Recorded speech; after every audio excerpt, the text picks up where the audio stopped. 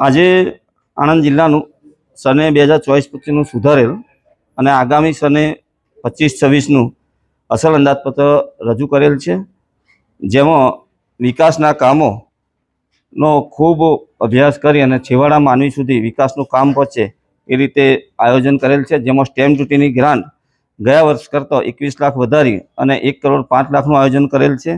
બાંધકામ ક્ષેત્રમાં 84 લાખનું ગ્રાન્ટનું આયોજન કરેલ છે। પૂરની અંદર એટલે કે રેતી કાંકરીની ગ્રાન્ટનું 3,75 લાખનું આયોજન કરેલ છે અને શૈક્ષણિક પ્રવાસ માટે 10 લાખનું આયોજન કરેલ છે। અનુસૂચિત જાતિના વિકાસ માટે એમાં કામ માટે એમના વિસ્તારમાં 21 લાખનું આયોજન કરેલ છે। બક્ષીપંચ વિસ્તારમાં પણ વિકાસના કામો માટે 30 લાખનું આયોજન કરેલ છે। આંગણવાડી કેન્દ્રોની મરામત માટે 25 લાખનું આયોજન કરેલ છે। આ એસીડીએસના બાળકોને કુપોષણ મુક્ત કરવા માટે 20 લાખનું આયોજન કરેલ છે। આણંદ જિલ્લાની આંગણવાડી કેન્દ્રોમાં રજીસ્ટર થયેલ કિશોરીઓને સારું પૌષ્ટિક ભોજન માટે 5 લાખનું આયોજન કરેલ છે। રોગચાળો ફાટી નીકળ્યાના અનુસંધાને કઈ આયોજન કરવાનું એની માટે 10 લાખનું આયોજન કરેલ છે। પ્રાથમિક આરોગ્ય કેન્દ્રમાં ખૂટતી દવાઓ માટે 5 લાખનું આયોજન કરેલ છે। પશુ સારવારમાં આ વર્ષે ગઈ વર્ષે 5 લાખનું આયોજન હતું, એને વધારી અને 10 લાખ વધારીને 15 લાખનું આયોજન કરેલ છે।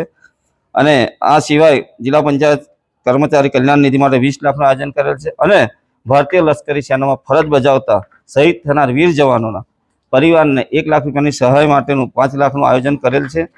આમ જિલ્લા પંચાયતને મળનાર સને 2025-26 સ્વભંડોળની રકમ 23,89,78,000 અંદાજવામાં આવે છે, જેની સામે 22,73,46,000નો ખર્ચ થનાર છે અને આ વર્ષનું 1,16,32,000નું પુરાણ સાથેનું સ્વભંડોળનું બજેટ રજૂ કરેલ છે।